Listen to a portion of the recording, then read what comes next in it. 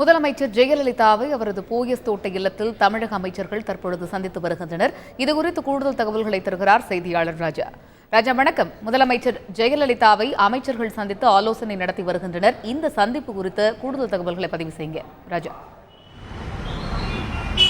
முதலமைச்சர் செல்வி ஜெயலலிதா நாளை கொடநாடு பயணம் மேற்கொள்ள உள்ளார். அங்கிருந்து அரசு பணிகளை அவர் கவனிக்க இருப்பதாக கூறப்படுகிறது. இந்நிலையில் இன்னும் சற்று நேரத்தில் முதலமைச்சர் செல்வி ஜெயலலிதா இல்லமான போயஸ் தோட்ட இல்லத்தில் அனைத்து அமைச்சர்கள் அடங்கிய ஒரு ஆலோசனை கூட்டம் நடைபெற உள்ளது. இன்னும் சற்று நேரத்தில் தொடங்க உள்ளது. இந்த கூட்டத்தில் அனைத்து துறையினுடைய அமைச்சர்கள் பங்கேற்கின்றனர். முதலமைச்சர் செல்வி ஜெயலலிதா சில ஆலோசனைகள் வழங்க இருப்பதாக கூறப்படுகிறது. ஒன்று, அரசின் திட்டங்கள் தற்பொழுது எந்த நிலையில் உள்ளன, அது குறித்த விவரங்களை அவர் கேட்டறிவார். அது தொடர்பான ஆலோசனைகளை கொடுப்பார் என்று தெரிகிறது. ஏனென்றால் இன்னும் தேர்தலுக்கு ஒரு சில மாத காலங்களே உள்ளன.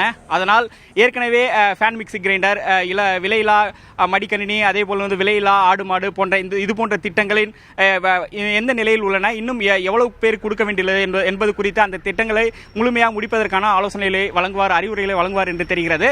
அதேபோல் சமீபத்தில் தான் உலக முதலீட்டாளர்கள் மாநாடு நடந்து முடிந்துள்ளது. இந்த மாநாட்டினுடைய நீட்சி, அதனுடைய பணிகள் அடுத்த கட்டமாக அந்த மாநாட்டில் வந்த முதலீடுகள் வந்துள்ளன.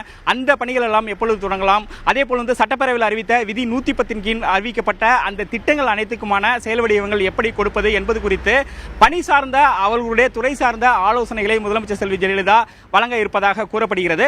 அதே போல இரண்டாவதாக பார்க்கும்பொழுது இன்னும் சட்டமன்ற தேர்தலுக்கு ஒரு சில மாதங்களே உள்ளன. பொதுவாக தேர்தல் என்று எடுத்துக்கொண்டாலே அஇஅதிமுக தான் அதற்கான பணிகளை முதலில் தொடங்கும். வேட்பாளர்களை முதலில் அவர்கள் தான் அறிவிப்பார்கள். இதில் கடந்த காலத்தை இவை அனைத்தும் கடந்த காலத்தில் நாம் பார்த்த ஒன்று.